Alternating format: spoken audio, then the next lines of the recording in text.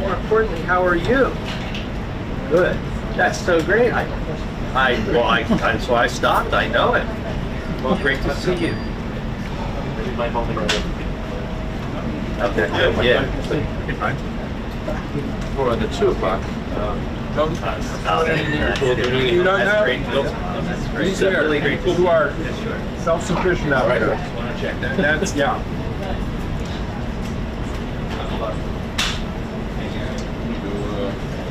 Yeah. Send me some.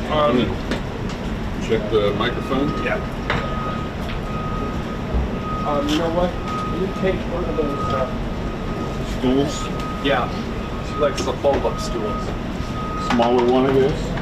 Look at this wheel giving us a white balance. I think that. Thank you, Khalil. What'd you get? 51. That's about right.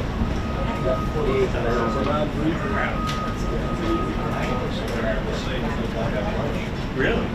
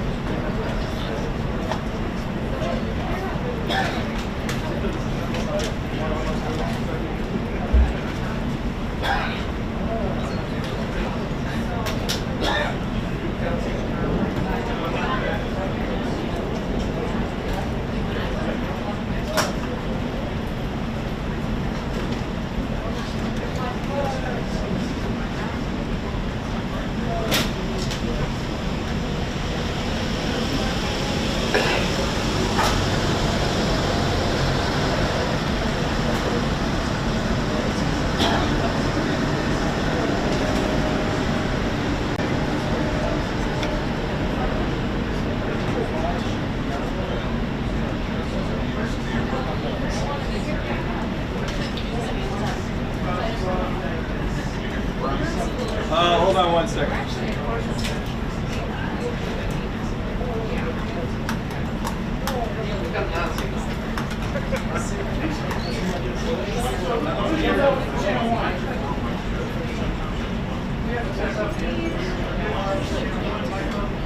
Just stay there.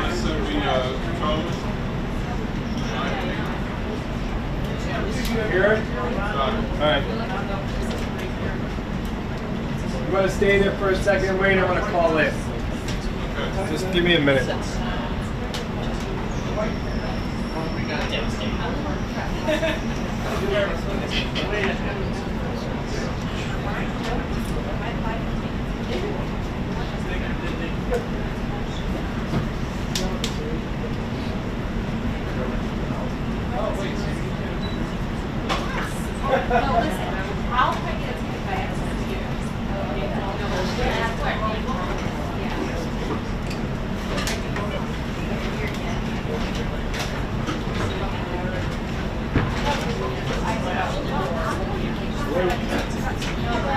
Yeah, hi, it's Brian over the White House Turkey Music Party 1. Before checking tickets to Black Lives Matter.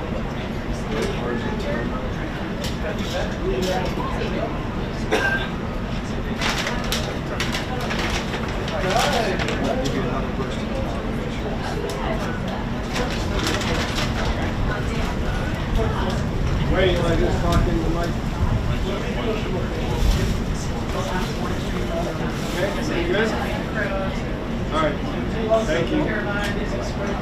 Thanks, Wayne.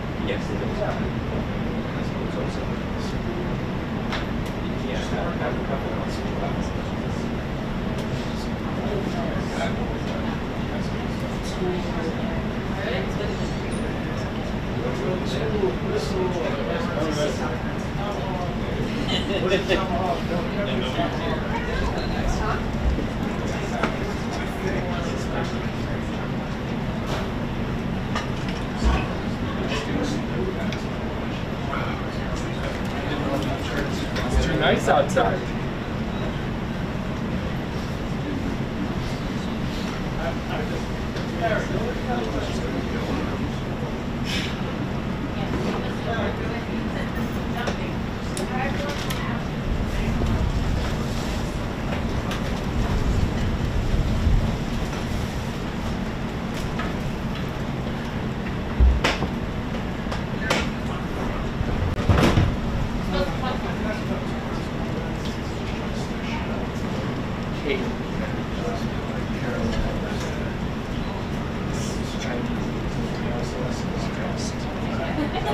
They're running into so many roadblocks, issues with the Chinese race.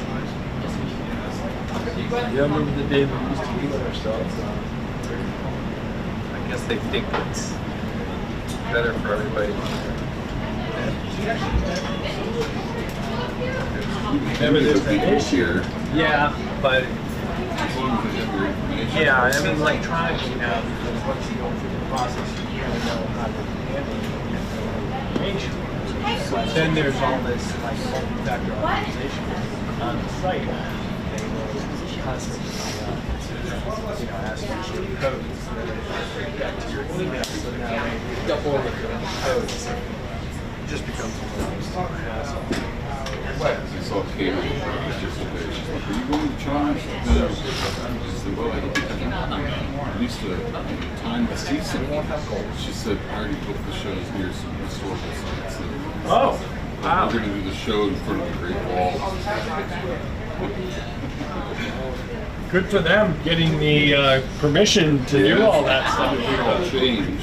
Yeah. But that's what she said. They're going to do the show. Great Wall in the background. Yeah, that was pretty cool.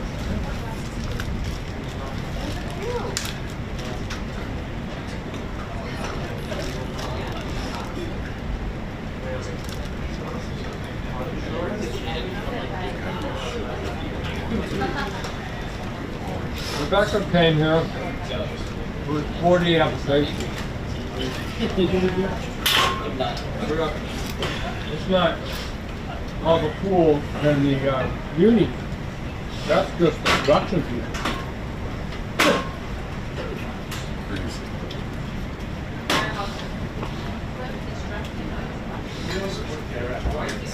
That's probably about what we took to the Middle East, maybe more.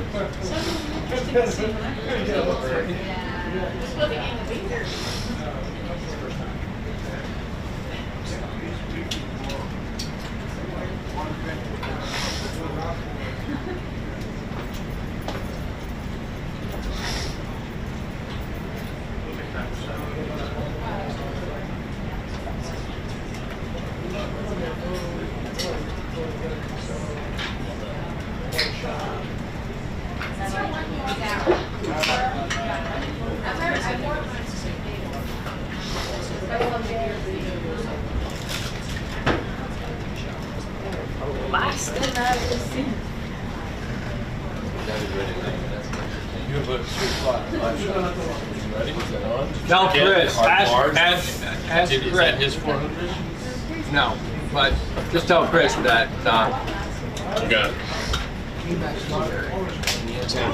So the game on Saturday? stay outside. Beautiful day. Don't be concerned. When you're in here, In 2 weeks, so yeah. figure it out. Well, I think he's been in this seat before, like days to fill in. Yeah. This is the one time you sit outside and you watch it on the big screen if that even cares. Well, I'm sure he's watching.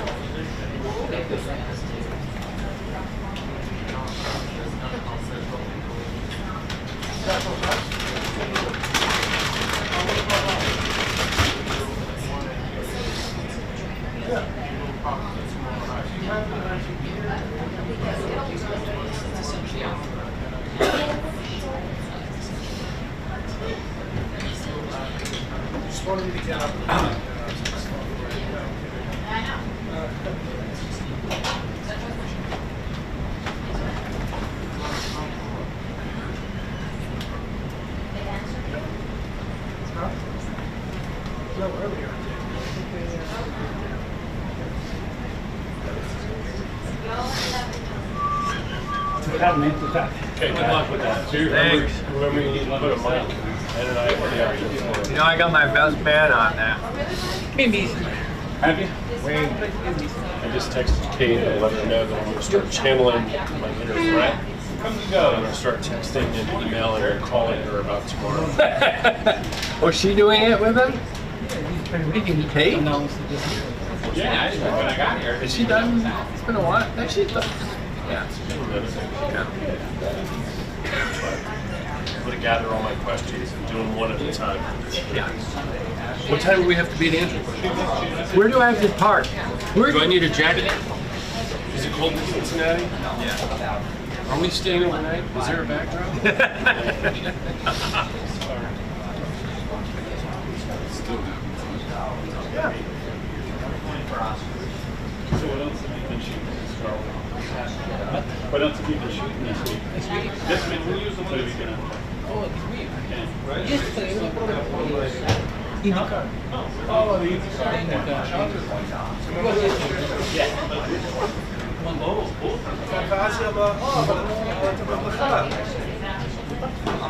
That's it. Yeah.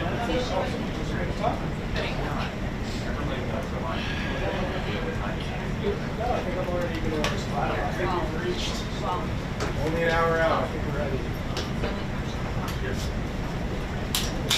Or 8:30 if you want.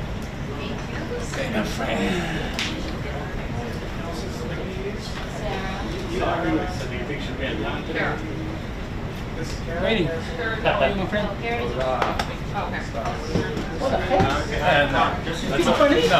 Más o menos.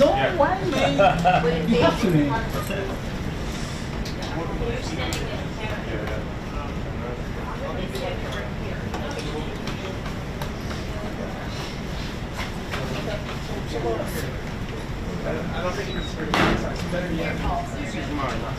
We all kind of colonized that forever.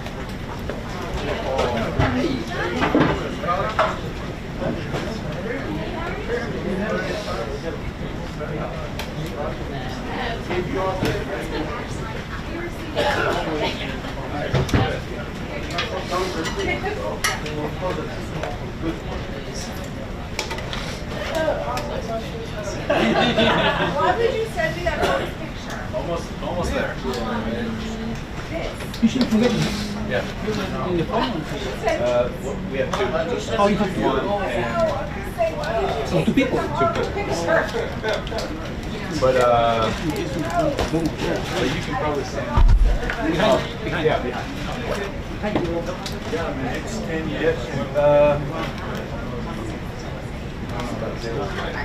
What's up? Chair. I don't know. It was taken out by the deputy APD photographer. Came in to replace it. I was like, oh my god, yeah. And I was like, I was not in a position. I was like, Well, for the day, probably. For the day. I was like, I'm not in a position to like get rid of my Wow. Yeah, from here. yeah, but I was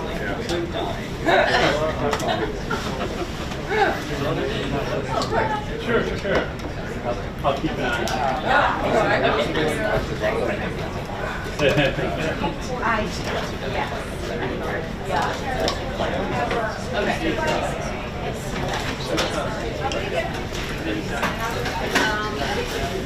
all of a sudden it was like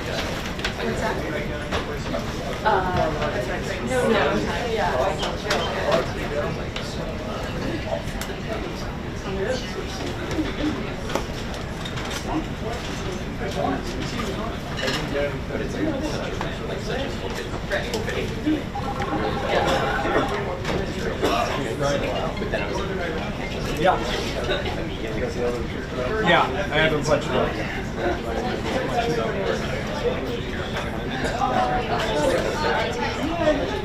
Okay. All right. All right.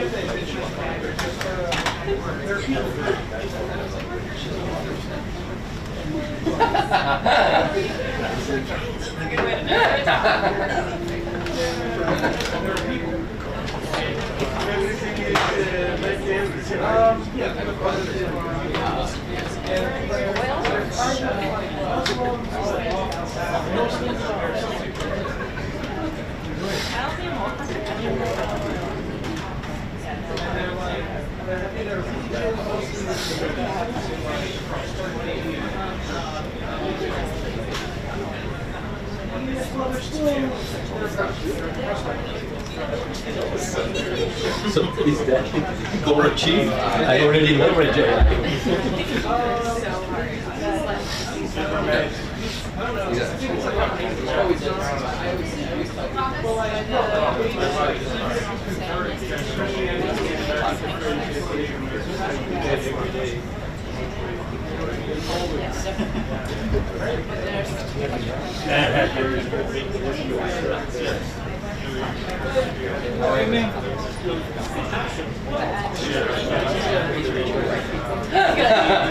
I was like, it's amazing. Like, okay.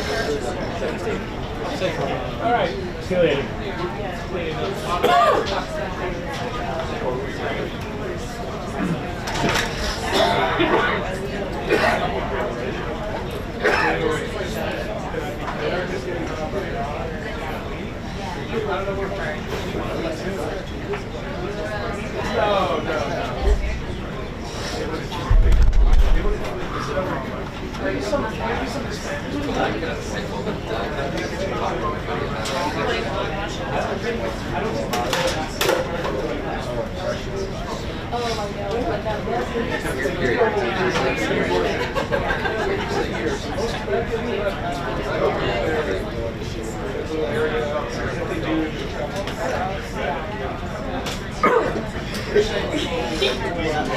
How far are we playing? I was like, I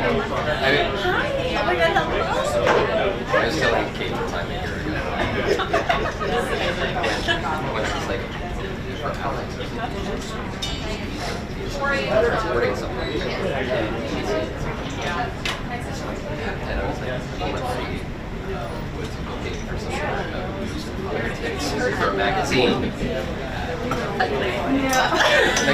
dogs would come a long way from being trying to connect to you and being like,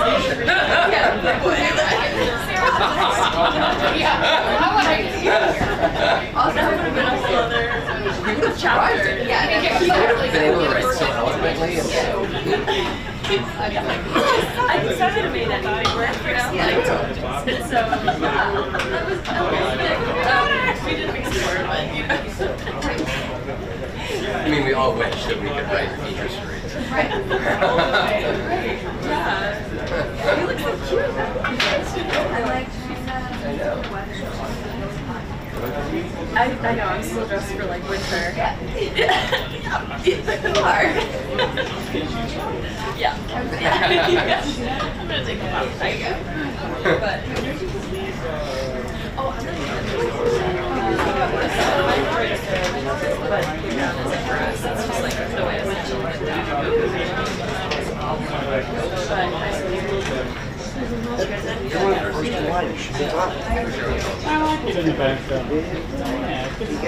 Do you get people in this area get home much? I usually take shots. Oh, okay. So, If you're more about taking shots. make a good flavor. Alright, cool. If you ever got a question you want to ask, Making progress. Oh, cool. Second. I appreciate that. not that I get called on that much, but I'll take a shot. You have something? Yeah, really pressing you want to ask. Thank you. How are you?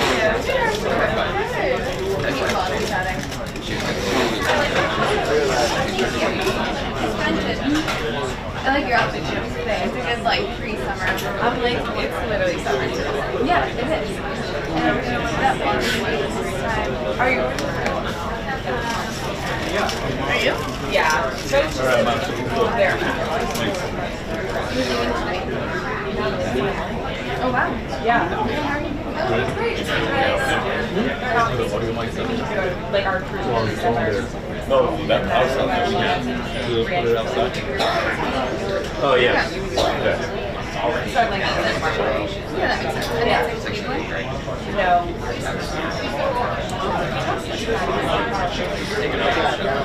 Yeah, it's like that. But it's a great experience.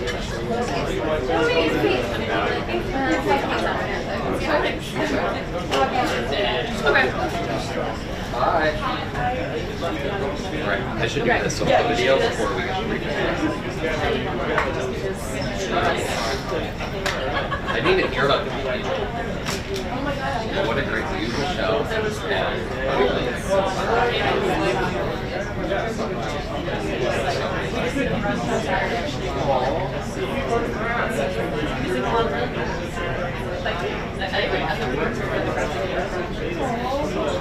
That makes me happy. Like, I don't need to know anything. I'll find my own plate.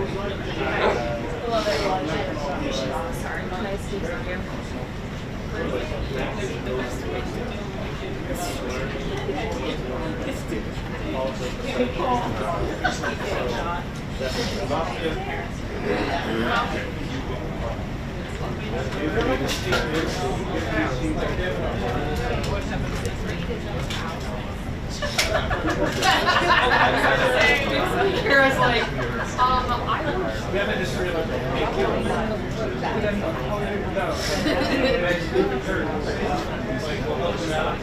no, nobody's banned. Nobody's banned. This palace is no longer Christian. I'm going to move on to the next palace. I wish I would into this.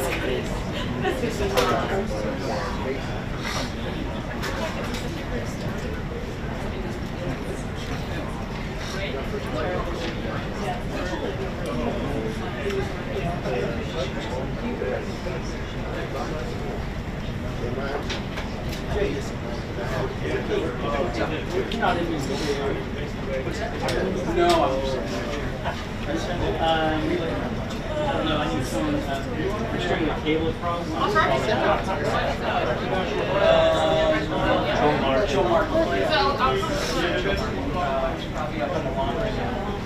But Skinny, tight hair. Would it be a legacy?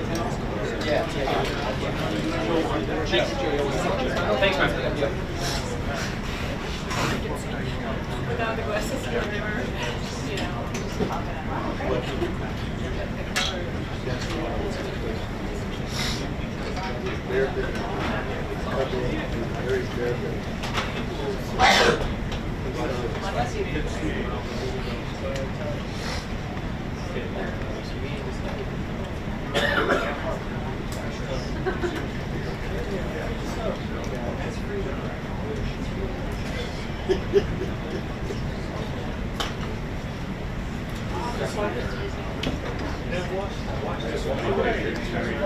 This is me. In 1995. Not all right.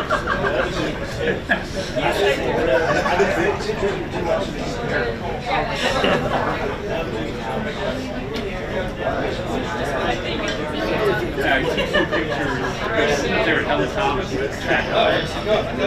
just a picture facing this way. Ladders and they're outside now. We're against that wall. It was just a community newspaper in New York, and I cleaned out Democrats in the meeting with the Clinton campaign about the United campaign. And they said, you can't come to your campaign meeting, you can hang out in the press room. So I was like, cool.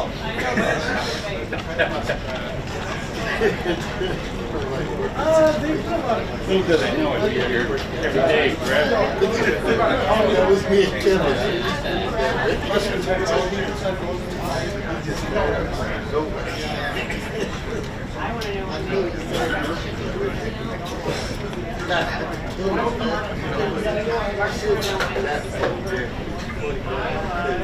At what day is this?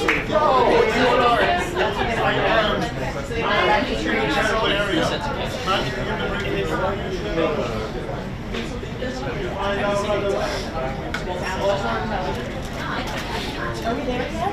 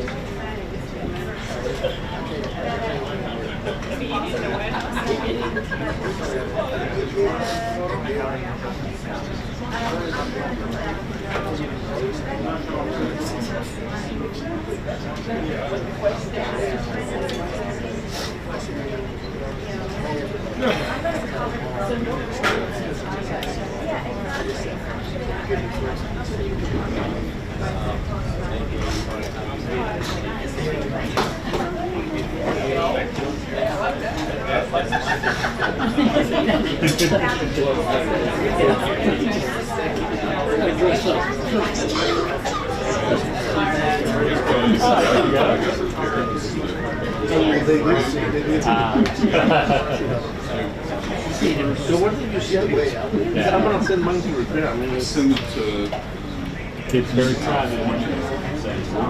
I send It gives you the trash and gives you the yeah, and they, whatever the address is that they give you. Really? You send it to them and then follow up. I'm gonna send my zipper went off too. Zipper, sleeves. I'm gonna spend like 50. I think I had to send them pictures of it first. Yeah. And then they said that they could fix it. And then there was some kind of code. I gave it 2 years ago.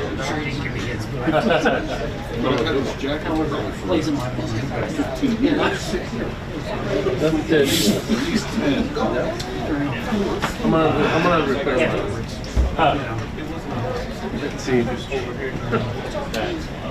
Quedamos en la conclusión, ¿no? Segunda parte. Tengo que irme a la prueba.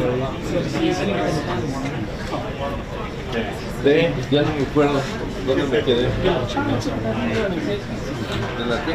De la universidad, sí. Ah, no. No lo sé, ese va a ser.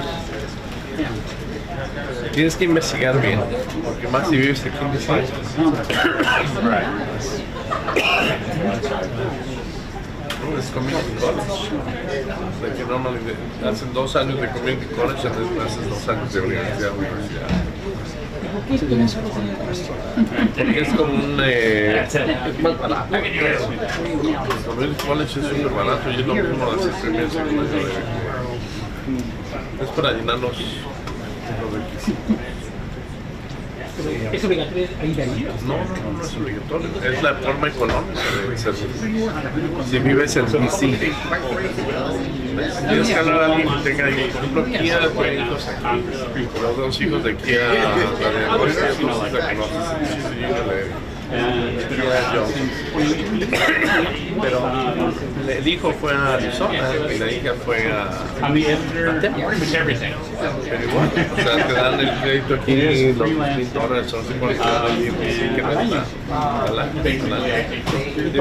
digo que el scholarship de immigrants al año. It's kind of like almost being in a local newspaper, which is kind of fun, but spread you thin.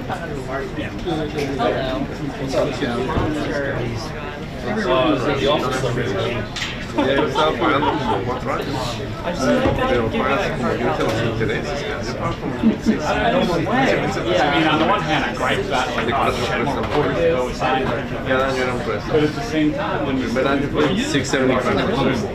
Segundo año como $745. El tercer año como $935. Y el otro cuarto año era yo lo que pago son como está pagando los intereses. O sea, sí he bajado un poquito, pero es como cuando tienes la tarjeta de crédito que te llega. Hay que medirle más al principal, o sea, tendré que mandar $200, $300 cada mes extras para que puedan have a whole bunch of cards. es cuando pagar una letra de condominio. La de la playa es el propio. Nos faltan 2 años, pero es así nada.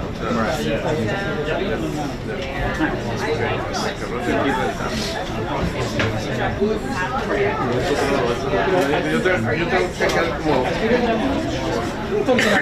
No, pero ¿qué va a hacer conmigo? Ahí es la nueva realidad.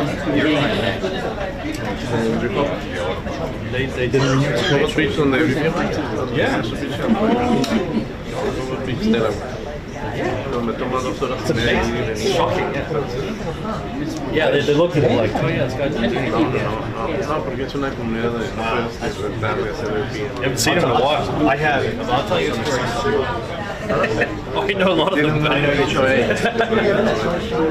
Yeah. Eso tendría que pagarlo aparte, son como 700 cada 3 meses. Que te cuentan el pasto, ahora que debo, que la nieve.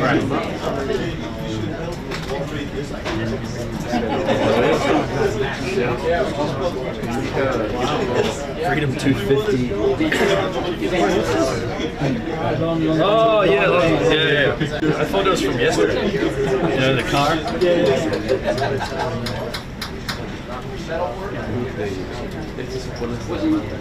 Cada vez que veo las caras nuevas, cada vez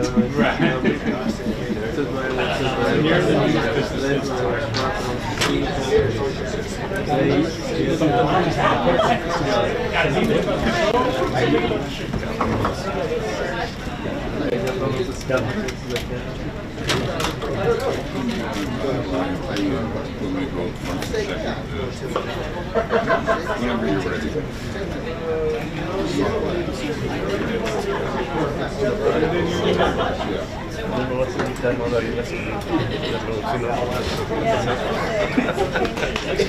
Estamos en contacto. Otra.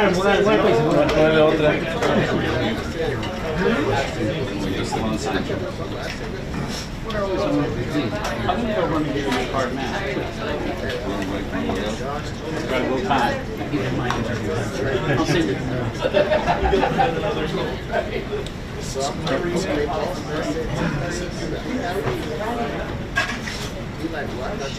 Yeah, hi, this is Brian.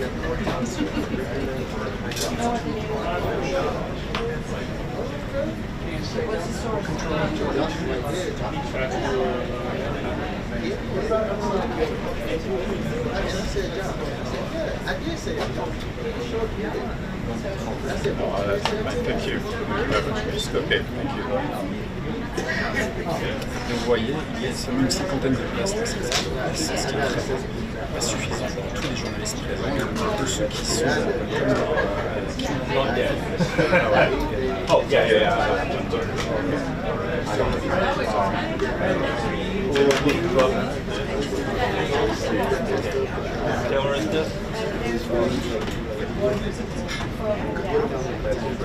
Is this your camera here?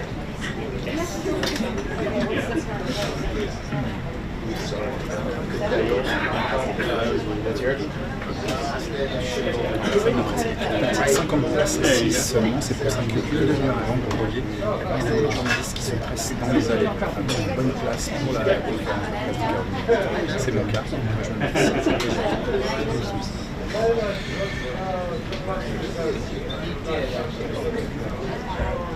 Yeah, where are you getting?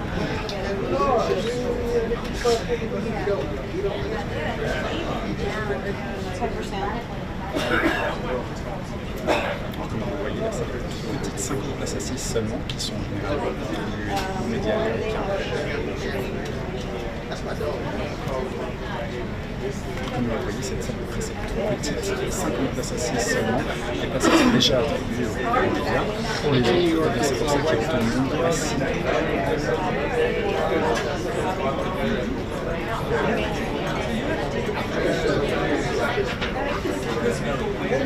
Yes, yes, yes, yes.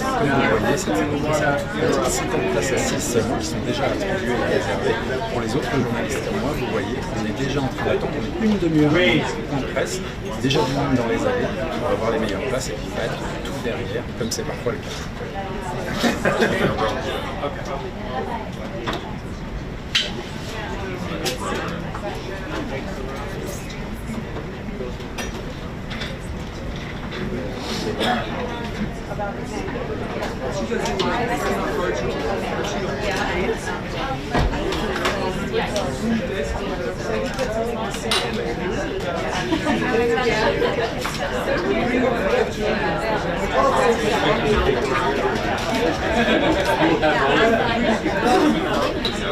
They're still working on it.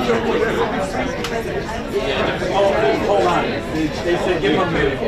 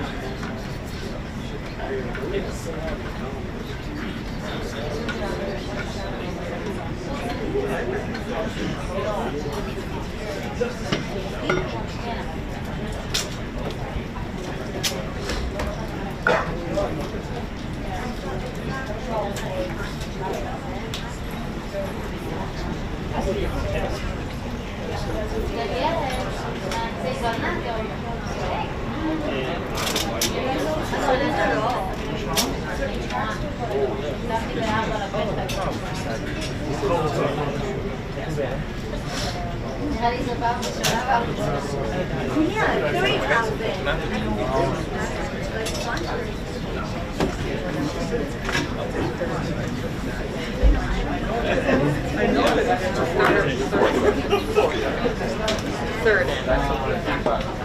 Video, that's what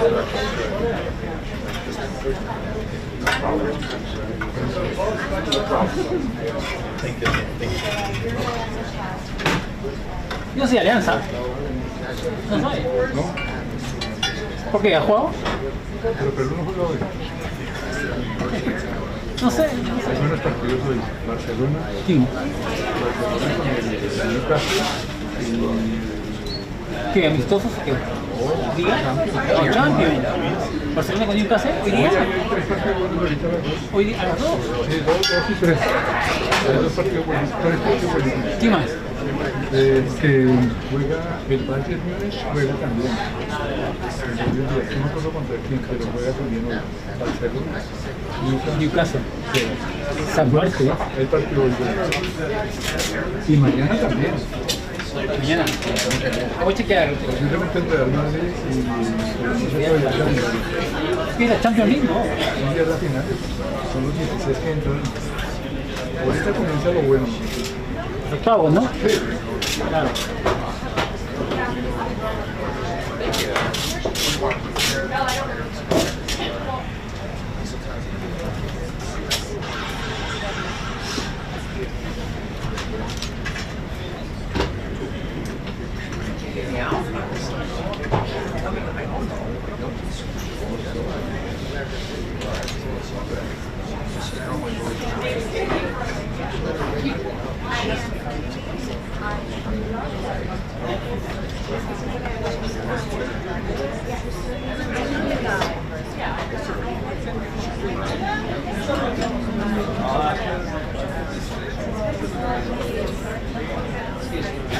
Hey, New York, it's White House again. Any chance that you got a quick interrupt for the projecting position?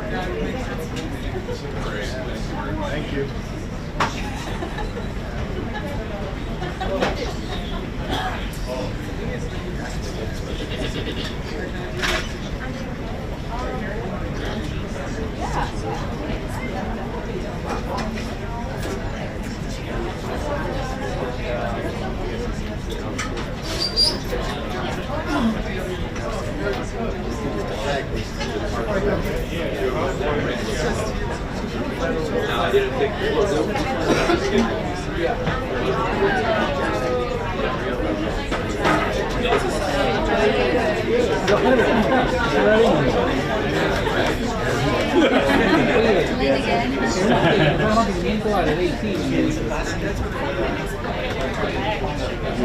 Sí, en abril. ¿Qué día tienes libre? That's up to you. Yeah, you want to sit there at church? I just have to. Are you going to frame it when she comes out? Oh, yeah.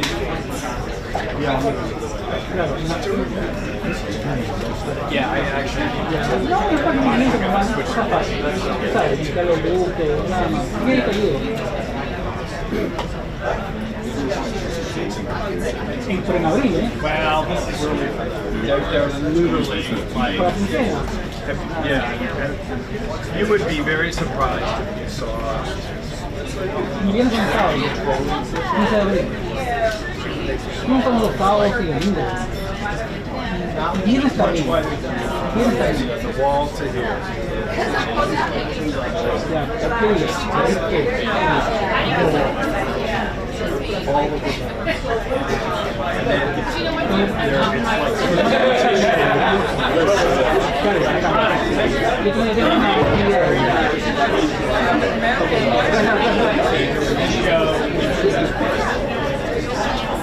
and then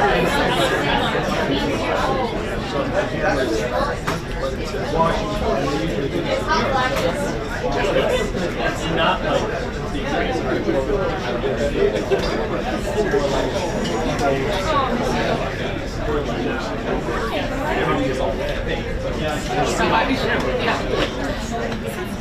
There's no way. Four floors up and two over. Yeah. It's not like when you run out of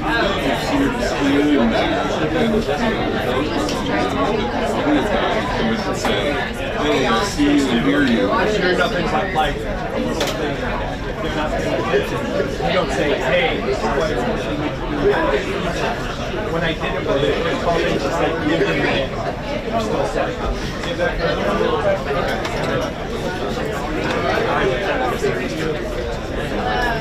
I put the microphone behind me in the chair. She's a big girl. Yeah, I'm subbing in for Dan Hub today. You need to get through? Yeah, but in a minute. This is me here. Mind the front? No, I'm not shooting the actual break, I'm shooting live pitch. So you're good there. So I can come down shortly after. yeah, it's right on there. I wouldn't even do it. Yeah. It's so close. Yeah, no, I'm happy to work them down fairly quick afterward and make sure you're got a full frame.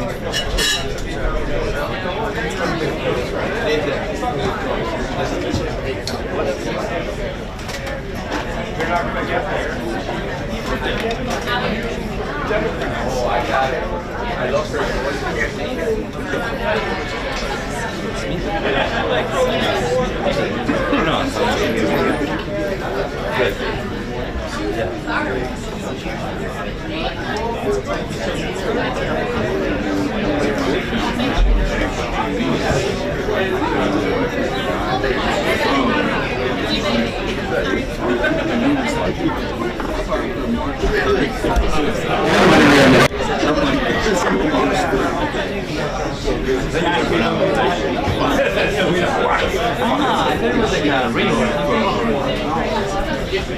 Oh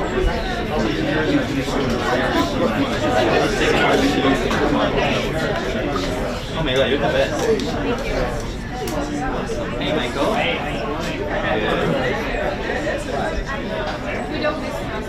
How's everything?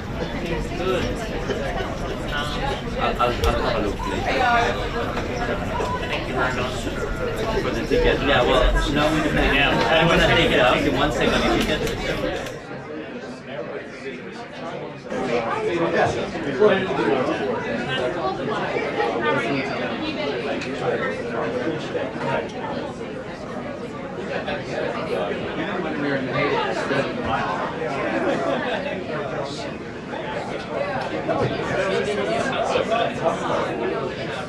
Right, Betty, watch, she starts speaking Midwestern. We're just switching it over. It's Midwestern.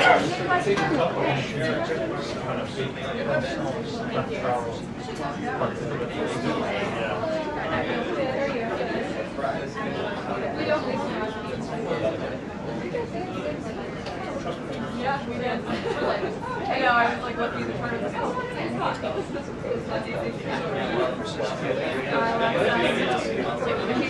He's tired. She's not about that. There's my favorite. What's your name? Alex. Okay, Alex. I feel like I should know your name. She's my favorite. Sarah. We know it's better. No way to. You ready? It's your arm. Workouts only. Just the one. Just my right. Just the heart rate. Although it shouldn't be bad today. These guys. Unless. What do you do?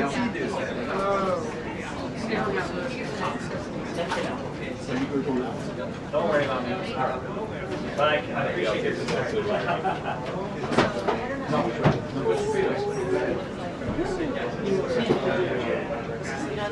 You're good? How are you?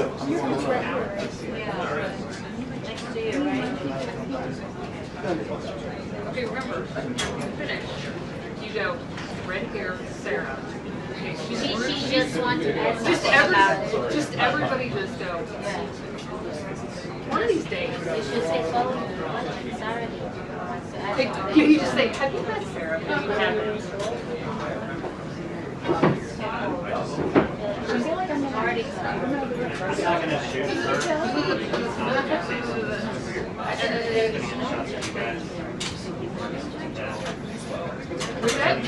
not hard for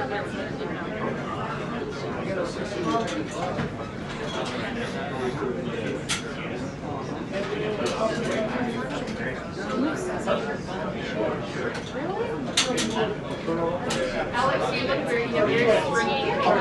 Light blue, yellow.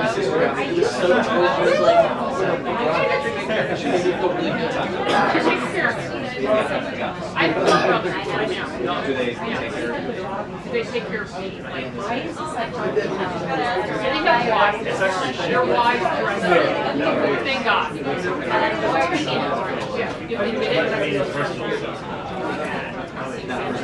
Yeah, nobody wants to see it. You gotta have your sister, yeah. You're too passionate. You have to throw your style in. Your style is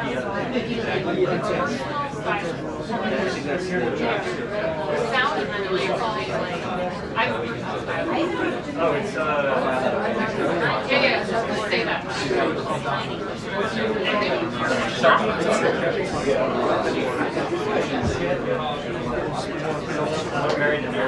You're bougie. I mean, I'm already like you're bougie. You get a personal shopper. Yeah. Sure.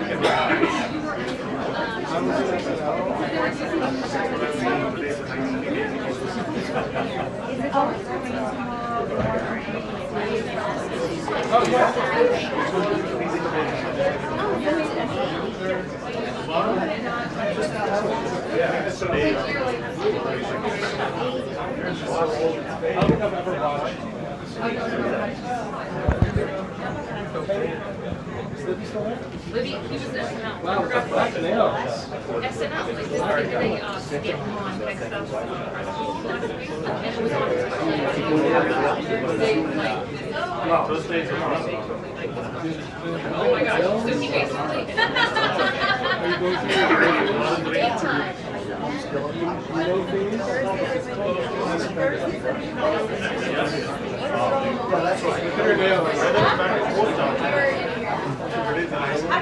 Oh, because of my color of my nails. Oh, yeah, but it was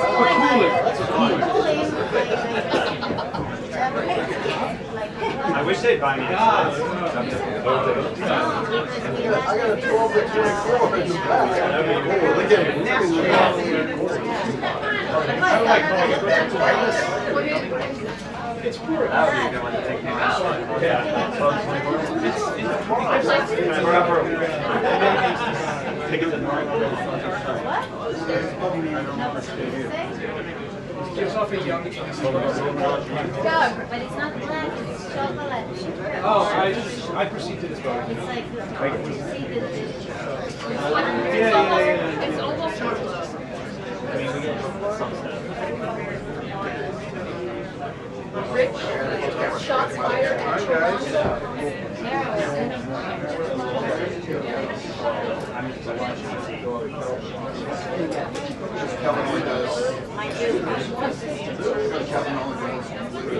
So did they furnish just like do they put it in the somewhere around there? I mean, I'll just okay, wait. It's on the way. Mine's on Oh, thank you, thank you. I don't know how you go, so I still go grocery shopping. Delivery estimate. I Why? I'm having We got a couple other. My husband and I go grocery shopping and we're going. listen, you can't get in anymore. Stop. You can't throw like last night.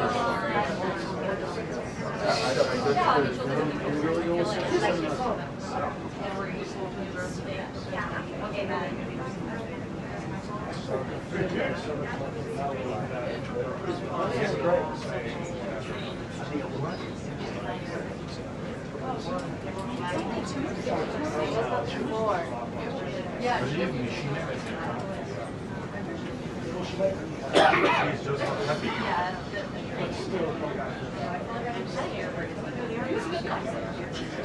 I love your money. I wish you had a place of hope one day.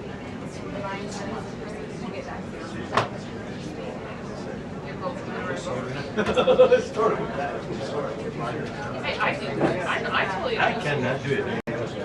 Oh, really? Well, I forgot my laptop at my location, but I was at. Yeah. That's how I do a lot of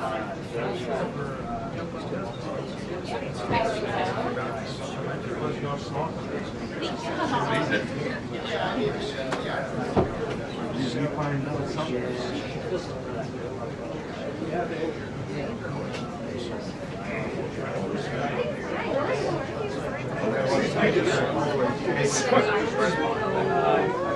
Hey, we were just texting you.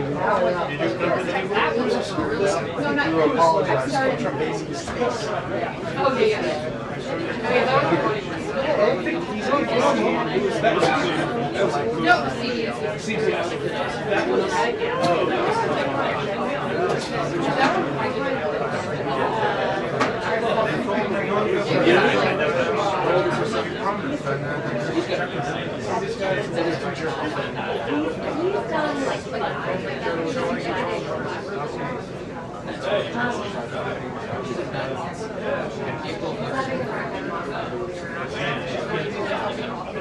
Every night, I take a shower, she sleeps okay. Should I have a pillow?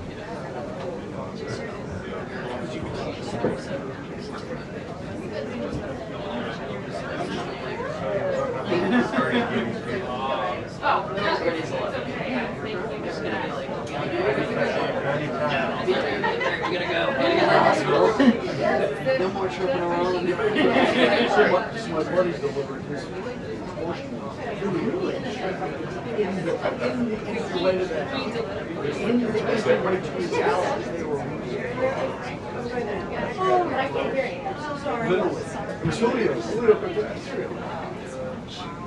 Yeah, and I think very similar to the second one. That's what you turned up the volume? Yeah. Turn up the volume? It's not a horse story. No, it's actually beautiful. It's easier. There's gonna be a lot of excitement. It's gonna be right. I mean, that's a father bonding experience that.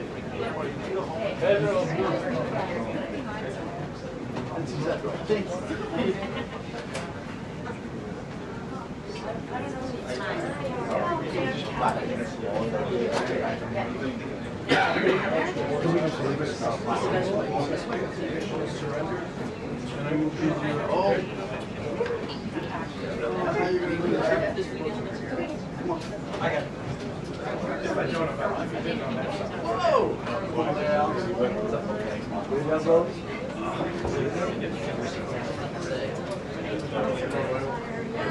Thank you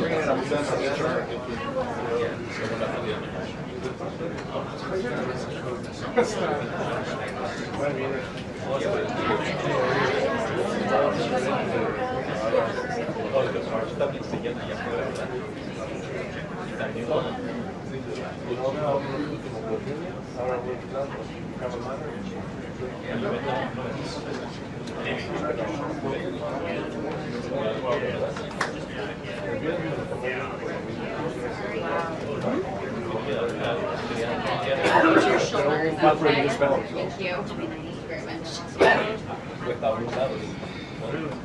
As long as your blazer. Thank you. He was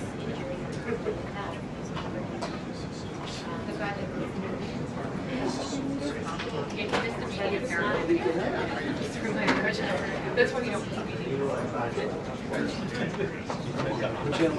Did he not want to be? I don't know. Well, I know him.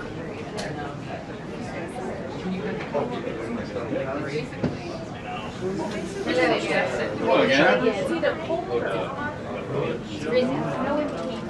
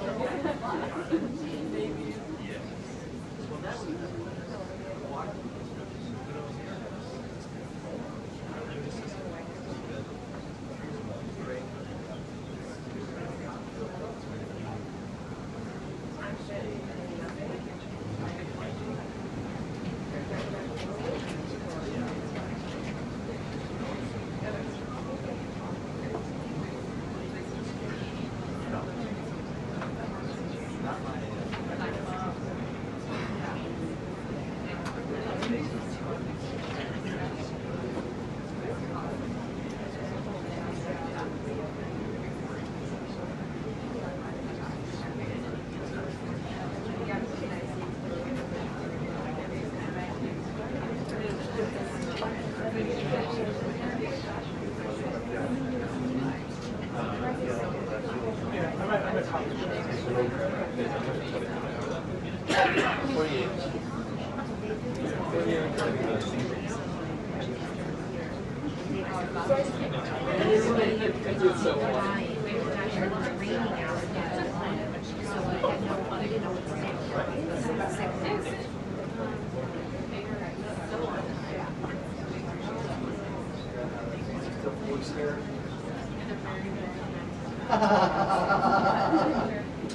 love that.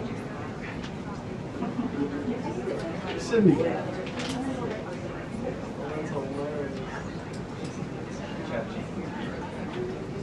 Hey, John. Yeah, we've seen how much this administration's messaging can impact oil prices.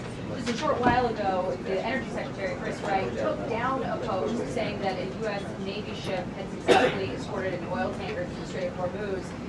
That good news sent oil prices lower, and then when they took it down, it came up a little bit. Still unclear why the post went up in the first place or was taken down. We hope to get those answers in the briefing. But the messaging has also impacted things like stock prices over the course of this war. The president told CBS over the weekend that the war was pretty near complete, and then told lawmakers in Florida that there's still a bit more to do, that wants to make sure that the regime does not rise back up again, and saying we've already won in many ways, but it's not enough. The president has declined to give a timeline really on how long this could last, saying that the main objective is just ensuring that they complete the mission here.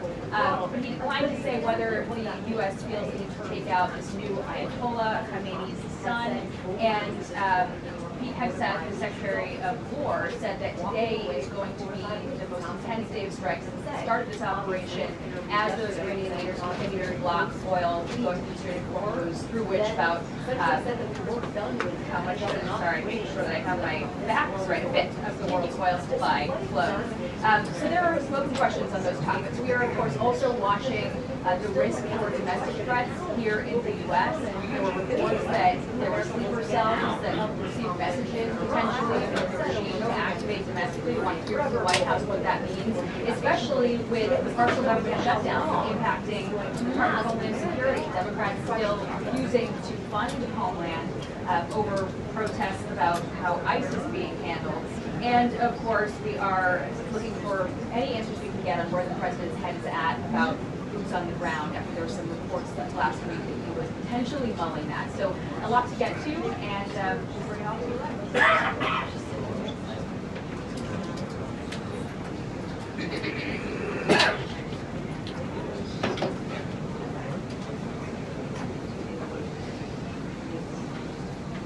It's all a good question, and we did hear from the Pentagon that there are conversations about using the Navy to escort tankers to the Strait of Hormuz.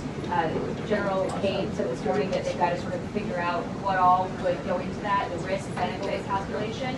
But this has been something the president has floated from the beginning of this operation. Certainly when it becomes necessary, they have been looking into how they would carry that out. But we don't yet have any indication that that has begun. And whether they plan to start it soon, hopefully we'll get that answer today.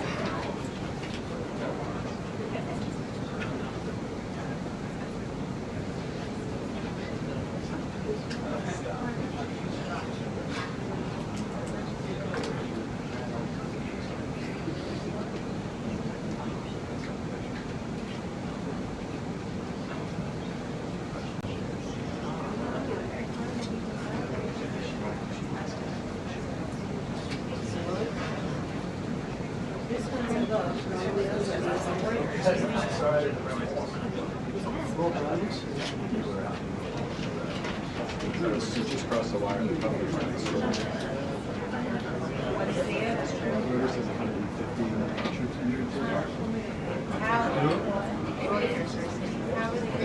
That's it. That's all. Is that a question?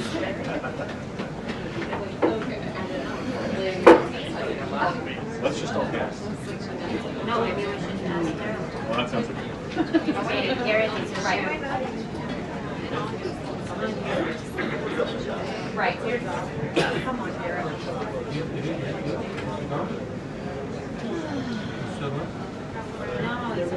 Right. I know. Yeah, here course, waiting for that clarity from the White House, and I apologize, they're talking to Larry and Sandra. But the president has said in the beginning of this operation that we would potentially, as a country, use the U.S. Navy to escort tankers through the Strait of Hormuz. Our Jillian Turner got some questions to senior officials in the Pentagon today to ask about when that might happen after we saw that spike in oil prices and the impact it had on gas prices.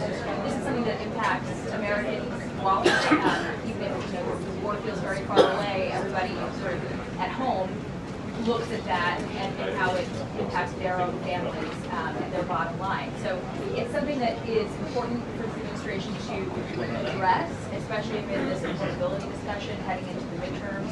I think that might be why the president was pressured to give some answers on how long he thinks this operation is going to last, which is obviously a tough question to answer when war is a war and it's hard to anticipate what's coming next. What they can articulate, though, is what their goals are. They stated that at the very beginning of this war. Now we just have to hear what it is they need to be able to stabilize oil prices, and whether that means sending U.S. Navy tankers, Navy ships to escort the tankers, or potentially just continuing to take out the threat in Iran that is holding up the traffic in that major shipping lane.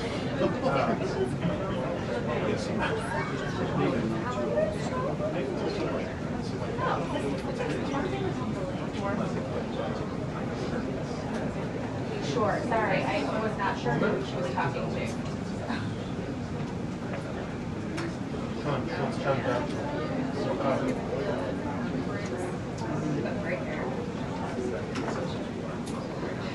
I just told him that.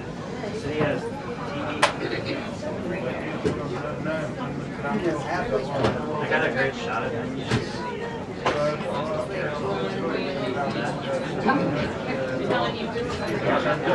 That's slow motion.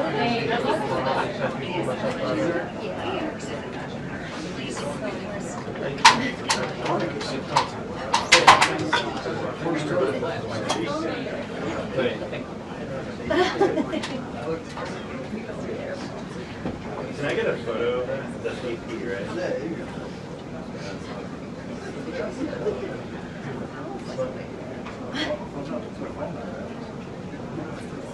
Get that old girl back.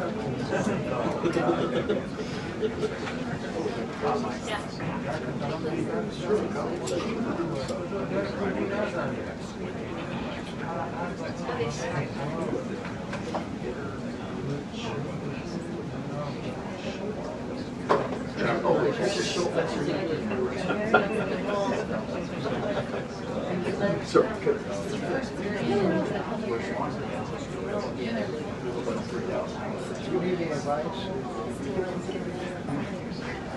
If I start to panic, I use an Andrew camera to start to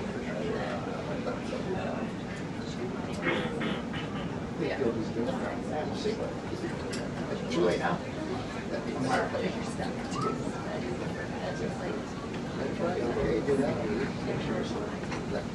Only figures.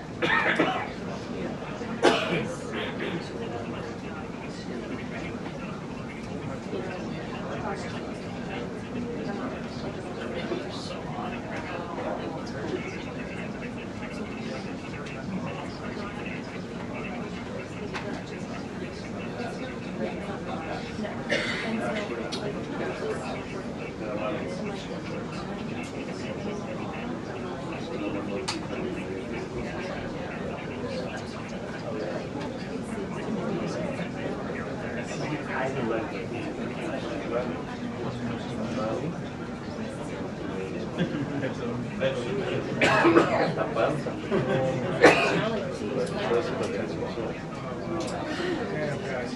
only tweeted this 10 minutes ago.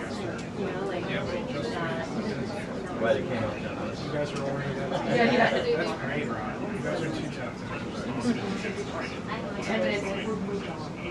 United States. You're all past.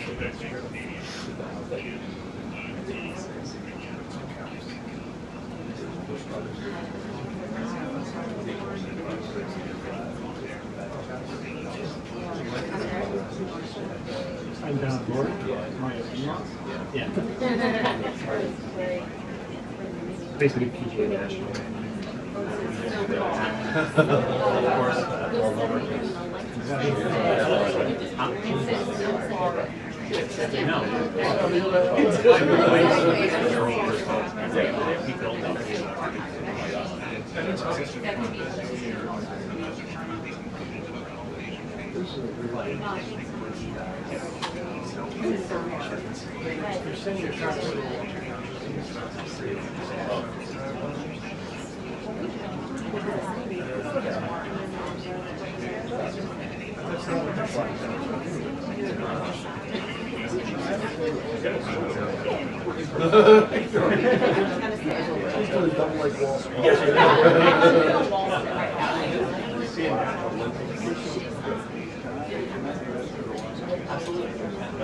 Basically, this is my shot. So when you do it, look cool.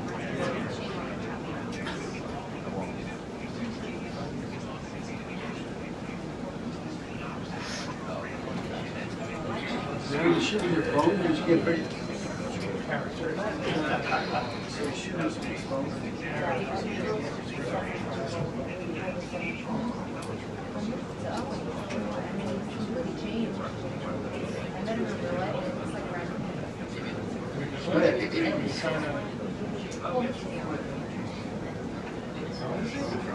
It's not very young. Why is that?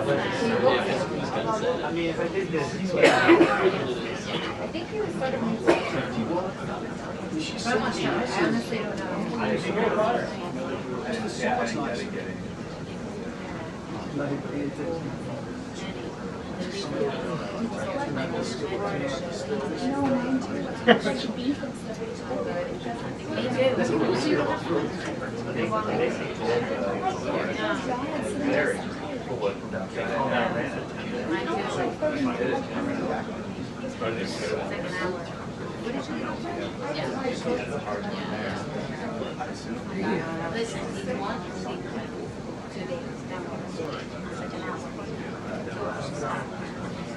If it's over 4 hours, that's when yeah. It's worthless.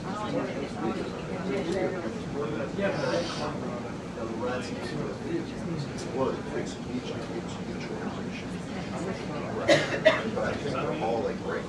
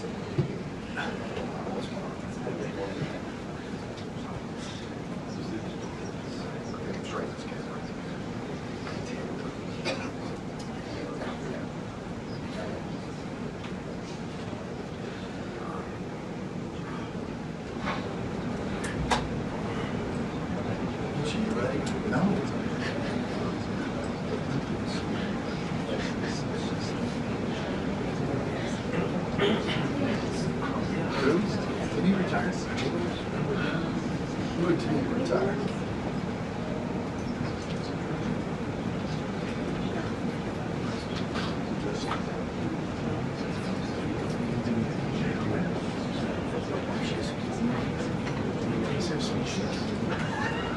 Yeah, Bob.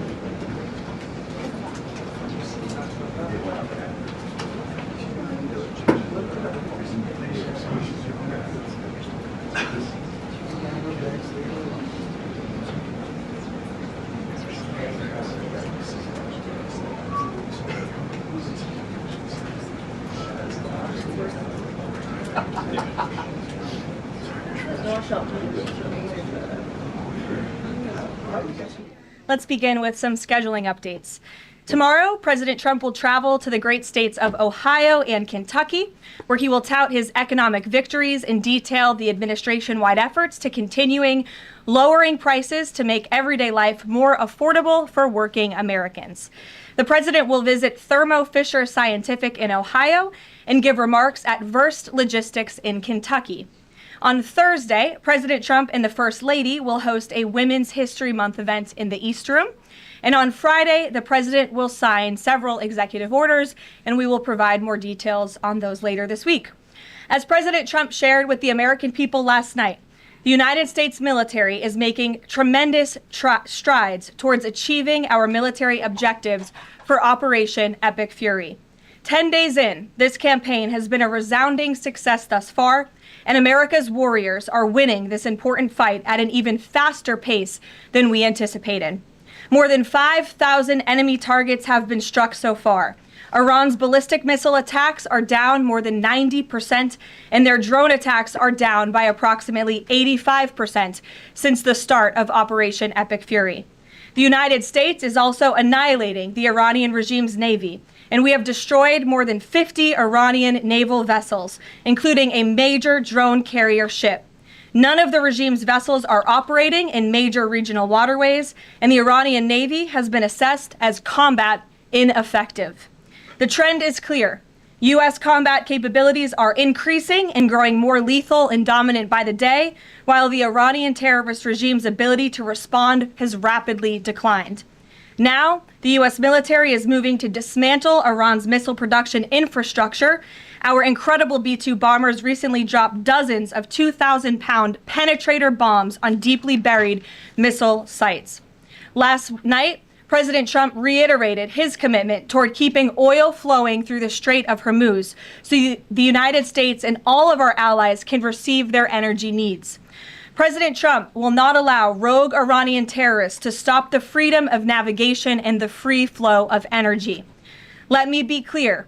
It is a good thing to wipe out terrorists who indiscriminately target civilians and attempt to hold the global economy hostage, and President Trump should be commended for doing so.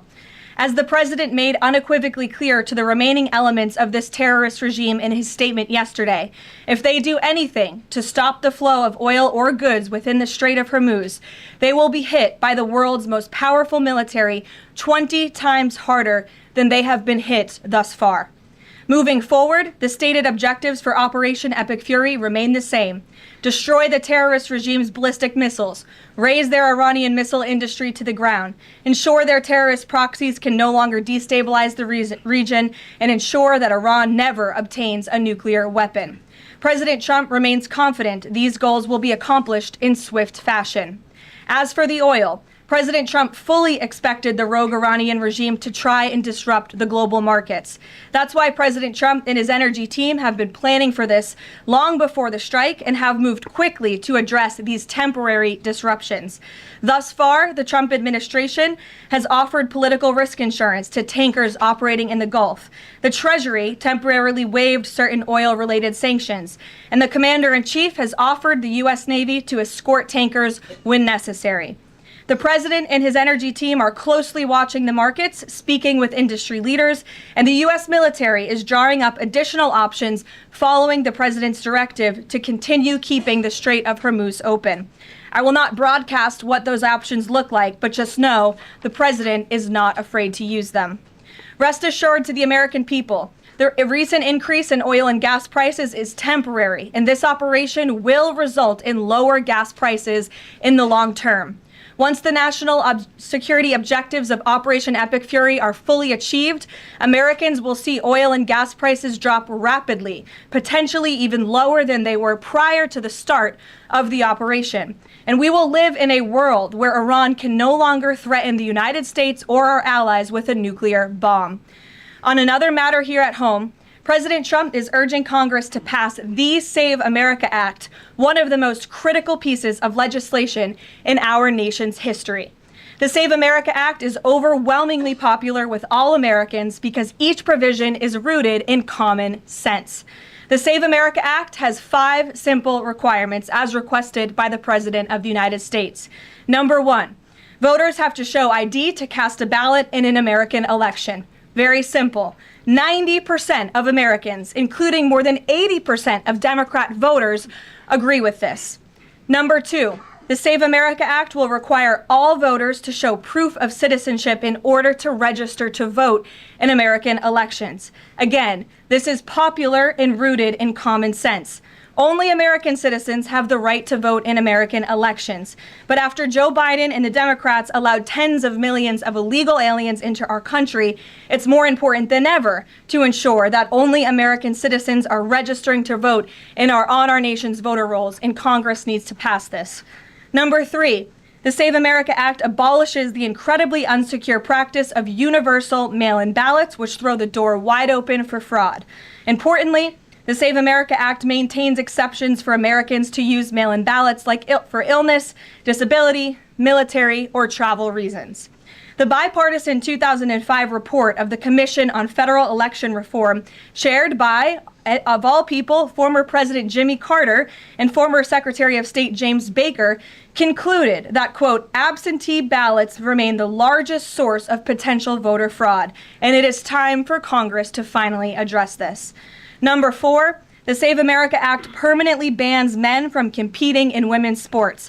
President Trump signed a landmark executive order upholding the promise of Title IX and ending this dangerous and unfair practice. But now it's time for Congress to codify this into law. Number 5, the Save America Act bans transgender mutilation surgery for children. Again, President Trump signed a common sense executive order to do this and kept his promise to the American people, but now Congress needs to do the same and codify it. It's well past time for Democrats in Congress to stop perpetuating the radical and false claim that you can somehow change a child's sex. You cannot. Passing the Save America Act is the most important thing that Republicans and, frankly, Democrats can do to strengthen election integrity and protect our democracy. It's what the American people elected Republicans to do, and they must deliver on it as soon as possible. The president is calling on Congress to get the job done and send this historic piece of legislation to his desk immediately for signature. So with that today, I will take your questions. Benny, thank you for being here, and why don't you start us off? Thank you, Caroline. So my first question is actually about the Save America Act. So one of the biggest things that the Democrats are saying, the claims that they're making, is that the Save America Act, it would prevent married women from voting in elections or make it harder for them. What do you have to say to those claims? Is there any validity to them, and where do you think they're getting this from? There is zero validity to these claims, and I'm glad that you brought them up, because you have the Democrats who have created this myth, and it has been perpetuated, unfortunately, by many in the mainstream media. Let me be very clear. The Save America Act does not prohibit anyone from voting, with the exception of illegal aliens. And the greatest way to disenfranchise American citizens from voting in American elections is to allow illegal aliens to vote, which is what Democrats want to do. We see it taking place in Democrat jurisdictions at the state and local level across this country. So the Save America Act corrects that. And as far as married women who have changed their name, if they're already registered to vote, they're entirely unaffected by the Save Act. And for the small fraction of individuals who have changed their name or their address, they can still register to vote, of course. They just have to go through their state processes to update that documentation. And this is something that the American people, married women, and minorities, and people all across this country who Democrats are insultingly saying cannot do this, they're already doing it every day, going to the Social Security office, going to the DMV, and I think it's frankly insulting that the Democrats are saying that there are certain groups of people in this country who aren't smart enough to update their documentation to allow them to vote. Again, this is a huge myth, and thank you for giving me the opportunity to address it. course, and then just one more question about DHS. The funding issue has been 3+ weeks now. I was at the airport this morning in St. Louis, Missouri, and it was early in the morning, and one of the TSA agents, I saw she was kind of tearing up, she was crying, and I asked her, I was like, what's wrong? And she was like, I can't make my phone payment, I can barely make my car payment that's coming up. I think a lot in the Beltway, there's so much noise between Democrats, Republicans. It's the Democrats' fault, it's the Republicans' fault. But what is the White House's message to the American people that are struggling because they're not getting that paycheck? It's take away the politics. What do you have to say to those people? President Trump wants the Department of Homeland Security. He wants TSA, he wants FEMA, he wants the brave men and women of our United States Coast Guard to receive their paychecks, and he wants this department to be fully funded and fully reopened. And so to any American out there who is struggling without a paycheck, we know there's more than 100,000 of you across the country. To any American out there who is showing up to an airport and facing incredibly long wait times and lines, call your Democrat member of Congress and tell them to fund the Department of Homeland Security. That's what President Trump wants to do, and it's completely ridiculous that the American people are suffering as a result of these partisan games that are being played by Democrats on Capitol Hill. Thank you. Steve. You said the operation was going faster than anticipated. What is your current timeline for how long the war will last? So look, as you know, Steve, the president and the U.S. military's initial timeline was about 4 to 6 weeks to achieve the full objectives of Operation Epic Fury. Again, to destroy their missiles and their ability to make them, destroy their navy, permanently deny them nuclear weapons forever, and to, of course, weaken their evil terrorist proxies in the region. We know that the U.S. military and our brave warfighters are quickly and expeditiously executing these objectives well ahead of schedule, but ultimately the operations will end when the commander-in-chief determines the military objectives have been met, fully realized, and that Iran is in a position of complete and unconditional surrender, whether they say it or not. Does the president still want Iran's unconditional surrender? Well, when President Trump says that Iran is in a place of unconditional surrender, he's not claiming the Iranian regime is going to come out and say that themselves. What the president means is that Iran's threats will no longer be backed by a ballistic missile arsenal that protects them from building a nuclear bomb in their country. I could make an empty threat, but if I have no actions to back it up, then it's an empty threat. And so President Trump will determine when Iran is in a place of unconditional surrender, when they no longer pose a credible and direct threat to the United States of America and our allies. Adriana. Can you explain why the Energy Secretary posted and then appeared to have deleted a post on X saying that the U.S. Navy escorted an oil tanker through the Strait of Hormuz? Yes, I was made aware of this post. I haven't had a chance to talk to the Energy Secretary about it directly. However, I know the post was taken down pretty quickly, and I can confirm that the U.S. Navy has not escorted a tanker or a vessel at this time, though, of course, that's an option the president has said he will absolutely utilize if and when necessary at the appropriate time. And if this was something that was posted erroneously, could it be because of a staffer? Will there be any consequences for this? I know you still have to consult, but just generally speaking. Again, I would defer you to the Department of Energy to answer that question. Really quickly, sure. In terms of oil sanctions, the president said that there would be some sanctions that would be lifted. Would those be on Venezuela, Russia? Could you give some specifics there and then timing for that as well? Sure. I know it's something that the Treasury Department and the president's energy team continue to discuss, and they will ultimately consult with the president before decisions are made. I don't have any announcements on new sanctions or the lifting of new sanctions for you today. Alex. Thank you. Reuters has reported that about 150 U.S. service members have been injured so far. Can you confirm that number and elaborate on that? I can't confirm the exact number. I know it's within that ballpark, but I would defer you to the Pentagon for a specific number of wounded or injured thus far. And then secondly, if I can, I wanted to ask about there was a briefing on the Capitol Hill today, and some senators came out and said they were more convinced than ever that there would be U.S. boots on the ground. Senator Blumenthal said that. In fact, your reaction to that and any update on President Trump's thinking about it?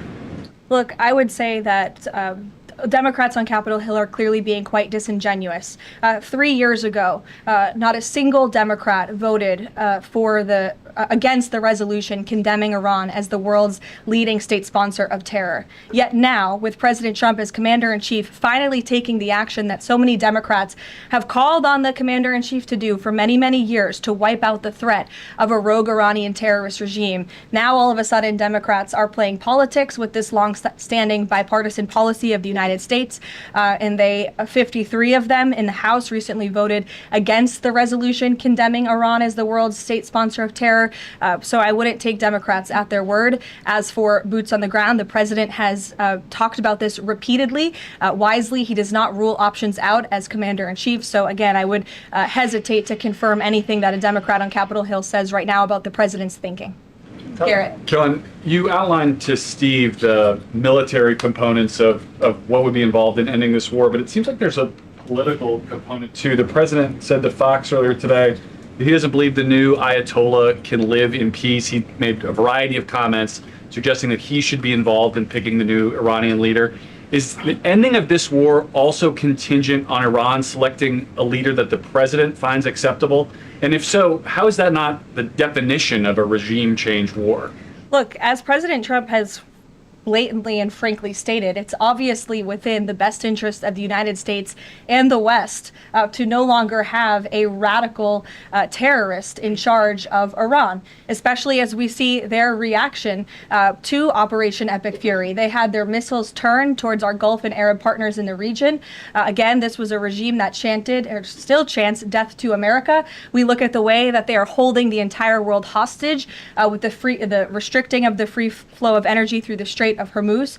So the president, I think, is making quite an obvious comment. Again, as for the timeline of the military operations with respect to Iran, we have objectives that we have laid out that the commander-in-chief wants to see achieved. When they are achieved, then it will ultimately be up to the president to end this operation. Okay, so I think you're not exactly addressing my question, though. Is that political objective also necessary for the president to decide to end this war? Look, again, I just told you the objectives of Operation Epic Fury. When those objectives are met, the president will dictate the end of these operations when he deems that Iran no longer poses a credible threat to the United States of America. And again, it goes back to, what does that unconditional surrender look like? Iran can talk all they want, and their words will be very empty when we've completely annihilated their navy, as we are doing, when we've taken out the threat of their ballistic missile capability, when we can finally ensure that they can no longer make a nuclear bomb to threaten the United States and our allies and our troops in the region. And that's what President Trump is ultimately seeking to do with respect to this operation. Karoline? Jennifer. There was a shooting outside of a synagogue in Baltimore. Do you know if the president has been briefed on that? And do you have any more details on what happened? I don't, but we certainly will get you more details, Jennifer. And I don't know if the president has briefed, but I'll check on that when I get back to the Oval Office after this. Sure. Thanks, Karoline. The president said yesterday for the first time that he had to strike Iran because he believes that Iran was going to strike U.S. targets within 7 days. And then he bumped that down later to 3 days. Where is he getting that? Well, that's not the first time the president has said that he chose to launch Operation Epic Fury because he felt as though Iran was going to strike the United States and our assets in the region first. Again, I addressed this in the last briefing. This was a feeling the president had based on facts provided to him by his top negotiators who had been engaged with the Iranian regime in a good faith effort. The Iranian regime was lying, deceiving the United States of America, clearly trying to continue their nuclear program to create a bomb that would, of course, threaten the United States of America.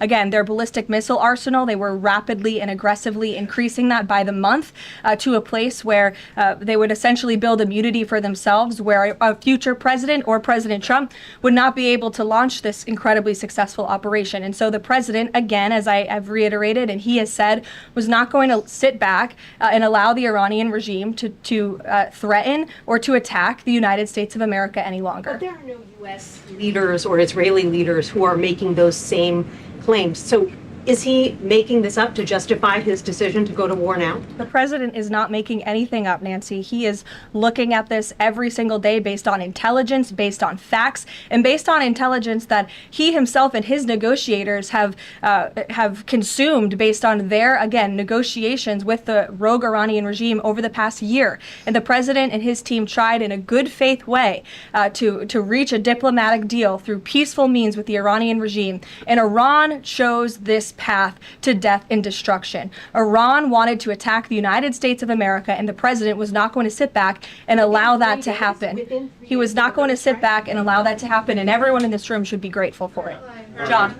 Thanks a lot, Caroline. Two questions for you. One has to do with follow-up to your statement that you made at the beginning of the briefing regarding the Save America Act. Sure. Yesterday, the Senate Majority Leader John Thune spoke on the effort to potentially have a filibuster broken, the rules for the filibuster broken. He said the votes aren't there, one, to nuke the filibuster, and the votes aren't there for a talking filibuster. He says that's the reality. What's your reaction to what Senator Thune said? Look, I think President Trump, the urgency behind his need to pass the Save America Act and his desire to get this country-saving legislation passed has been made quite clear. He wants all options on the table, and he wants the Senate to move as quickly as possible through whatever means necessary. And then secondly, just regarding the president's trip tomorrow, looking ahead, why Ohio and why Northern Kentucky? Well, why not? These are two great states with great Americans. Just wanted to know why they were chosen. Great states with great Americans. The president will be joined by lawmakers from both states who he greatly admires and respects and supports. And he'll be meeting with business owners in both of these places and talking about the economy, which is, of course, the utmost importance to him. Caroline. Thank you. Last week, the Energy Secretary issued a waiver for India to get oil, Russian oils, during this energy crisis. Yes. Have you spoken to President about it? What's the idea behind this? Have I spoken to the president about it? Yeah. Yes, I have spoken to the president about it. And the president and the Secretary of Treasury and the whole national security team came to this decision because our allies in India, as you know, Leavitt, have been good actors and have previously stopped buying sanctioned Russian oil. So as we work to appease this temporary gap of oil supply around the world because of the Iranians, we have temporarily permitted them to accept that Russian oil. And this Russian oil was already at sea. It was already out on the water. So this short-term measure, we don't believe it will provide significant financial benefit to the Russian government at this time. I have one more question about Pakistan. You know, Pakistan is a neighbor of Iran, and Pakistan is also an ally of U.S. President has been praising a lot about the field marshal. Is Pakistan providing any kind of support in this war against Iran? That I will have to check on with the Pentagon and get back to you. Sure. The president said yesterday that President Putin told him he wanted to be helpful in the Middle East. The Kremlin put out a statement where Putin said, quote, "I would like to reaffirm our unwavering support for Tehran and our solidarity with Iranian friends." How does the president think that Russia could be helpful, if not helping Iran? And did the president push Putin on Russia sharing intelligence with Iran in this war? The president and his special envoy Witkoff have both said that, of course, they've sent a message to Russia that if that was taking place, it's not something they would be happy with, and they hope that it is not taking place. As for further details about the discussions between these two leaders, I'll leave it to the president to divulge any more of that conversation. But he did confirm it yesterday and provided you with a little bit of the background and his view and his perspective, as he always does. Luke. Regarding the missile strike on the Iranian school, how long does the administration expect that investigation to take, and will the White House or the Department of Defense release a full report of its findings once the investigation is complete? The Department of War will do that. The investigation continues, and as the president said yesterday at his press conference, he will accept the conclusion of that investigation, whatever it may be. We'll go to the back row for some love. Sure, in the back with the glasses. Caroline, regarding the shield of the Americas. Caroline, is and there then you can go, but go first. Okay, thank you. Is there an update regarding? You have rough real estate back there, so I'm trying to give you some love. Is there an update regarding Cuba, and also is an economic deal imminent? Sure. I don't have any updates on Cuba for you today. Obviously, this is something the administration is actively dealing with. The president's made it quite clear, it's his belief, based on fact, that the Cuban regime is bound to fall. The country is obviously in a very weak place, economically speaking. The people are crying out for help, and the president believes and knows that the Cuban regime wants a deal. So as you know, Secretary of State Rubio has been engaged in those conversations as directed by the president. I don't have any updates for you today, though. Thank you, Caroline. Regarding the Shield of the Americas, the initiative by President Trump this weekend, big names, a lot of countries, but some notable absences. For instance, Colombia, which is a key ally with the United States in terms of counter-narcotics. And President Gustavo Petro was here at the White House, and he met with President Trump. Why wasn't Colombia invited to the Shield of the Americas? I don't think we're seeing the level of cooperation we quite want to see yet from the Colombian government to invite them to the Shield of America's event in PACT, but we certainly hope that this newfound organization will expand and we can continue to invite additional member countries. But there was quite a few countries there. I believe there were 17 countries represented, 12 heads of state with the president over the weekend. They signed a defense agreement with all of our militaries to emphasize the need to combat drug cartels through Latin America in the Western Hemisphere, and ultimately, of course, to curb the illegal trafficking of drugs to the United States, which is the president's utmost priority in all of this. So it was a great event on Saturday, and we look forward to the coalition expanding. Kelly in the back. Caroline, thank you. Good to see you. I want to get back to another question that was asked earlier. It talked about the political aspects, but there's also the ideological and the spiritual aspects of what Iran has said for 47 years. Death to America, death to Israel. And we've just finished talking about the fact that terror has been around the world. Iran has been the nexus of that in so many ways. Has the president stated clearly to the American people why this is such an imminent threat in order for Democrats on Capitol Hill and Republicans and the American people to understand how imminent the threat was? I think he has, Kelly. I mean, you've heard from the president on an almost daily basis over the course of the past 10 days. You've heard it from me at this podium. You've heard it from the Secretary of War, the Secretary of State, the Vice President of the United States. You know, the president's top cabinet and his officials have been repeatedly explaining to the American public the threat that Iran has posed to our country in this moment, but of course, over the course of the past 47 years. And their words, again, chanting death to America, speak for themselves. Go ahead. You can follow up. Why the division within the American people? I realize that we have the people are talking about the War Powers Act. They're talking about all kinds of issues. But have people forgotten just how imminent that threat was? If they keep saying death to America and death to Israel, they mean it. Look, I don't think the American people have forgotten, but I think Democrats on Capitol Hill, they have not forgotten, but they are just so plagued with this resistance to President Trump on everything that they do that, again, they can't even rally behind the common sense, bipartisan, longstanding principle of the United States of America that Iran absolutely poses a threat to the United States, that Iran is the world's leading state sponsor of terrorism. And I think that's reflected again in their voting pattern. In 2023, every single member of the House of Representatives, with the exception of one, I believe the final vote was 412 to 1 in 2023 for a resolution condemning Iran as the world's state leading sponsor of terror. And now in this year, under this president in 2026, 53 Democrats voted against that exact same resolution with the exact same language. I don't think that's a change in the threat that Iran has posed to the United States. I think it's a change in the Democrat Party's thinking and their vicious hatred for President Trump. Danny? Sure. Thanks, Caroline. Level, following on Kelly, what's the national threat level right now because of this death to America, death to Israel issue? I believe the Department of Homeland Security and the FBI have repeatedly and continuously provided updates on the threat level to the homeland. I don't want to speak on it out of turn from up here, but of course, the federal government is continuing to coordinate and partner with local law enforcement agencies across the ground to thwart potential threats to the homeland. This is something the administration obviously takes very seriously. We are thwarting threats that, frankly, most Americans don't know about because they never make headlines, but that's the great work that the Department of Homeland Security is doing, and it emphasizes and underscores the point of why Democrats need to fund and reopen fully the Department of Homeland Security right now. Danny. School. Why did President Trump say yesterday that Iran may have Tomahawk missiles when there are only 3 other U.S. allies plus the U.S. that have those missiles and therefore could... Look, again, as the president said yesterday, he will accept the conclusion of this investigation by the Department of War.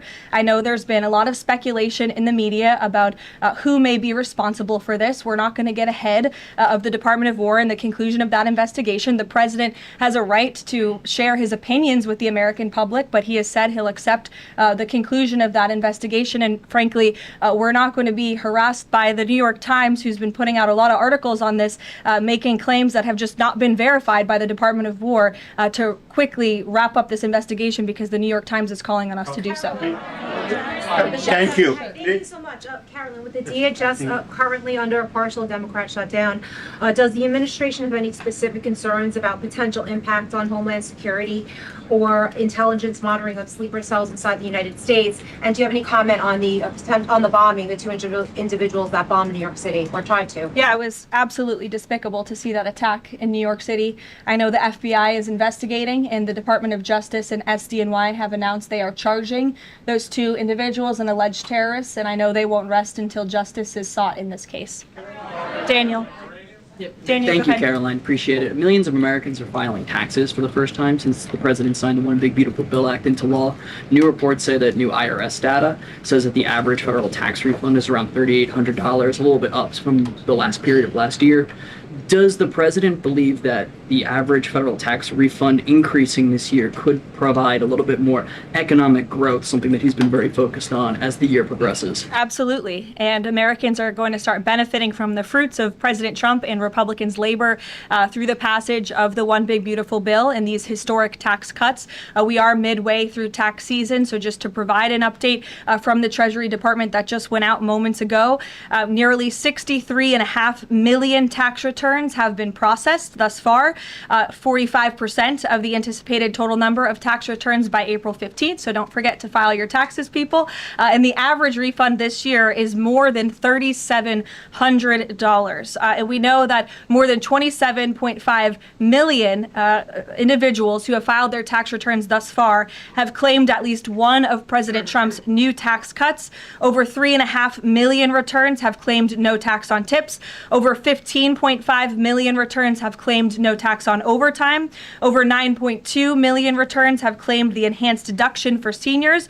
And over 690,000 returns have claimed no tax on car loan interest. And another amazing statistic, nearly 3.5 million Trump accounts have been opened for children in our country thus far. So we look forward to, I know the Treasury Department continues to look forward to seeing these checks go out the door and into the pockets of hardworking Americans, and the president will be meeting with them himself tomorrow on the road in both Ohio and Kentucky, and we look forward to seeing you all there. Thank you, guys. Thank you, Caroline.